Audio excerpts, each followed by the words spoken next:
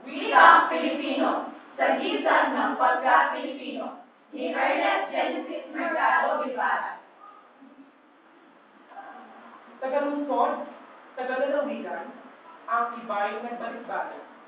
Isang lahing hinamulatan sa isang bansa isinula.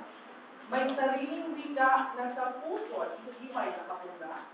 Liping hindi ikahihiya dahil sa Pilipinas tayo nagmula. Wikang Pilipino, atin sa madlay karunungan, sumasalamin sa kalinangan at damdaming makabayan.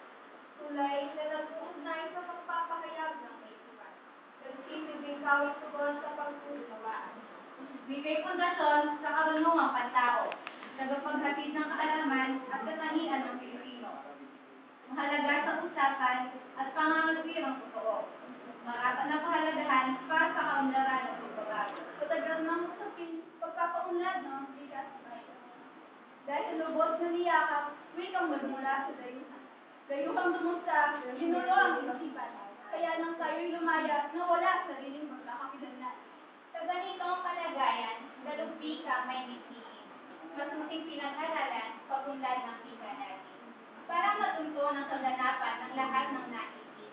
Ang mapayabong pa ang lahat ng mga wilain.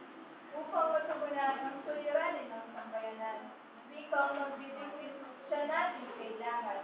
Kung wikang Pilipino ang gagamitin sa araw-araw, siyang itong epektibo mga gaway mo buluhan. Wika na niyayabong kung tatanggapin ang pagbabago. Gagamitin ang dialekto at salitang silang sa kausap mo. Ay batas na nagpapahintulot na pag-aralan ang mga ito. Huwag lang kalilimutan ang wika natin Pilipino. Sagana ang Pilipinas sa mga katutubong wikain.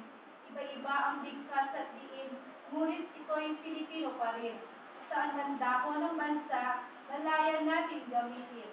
Ilocano, Kambal, iba na higaw na sariling atin. Kilos na ang kababayan, wika natin ipagmalaki. Ito na ang panahon ng ating pagbubunyi. Ngayon ay buwan ng binutikang tatak ng ating lahi.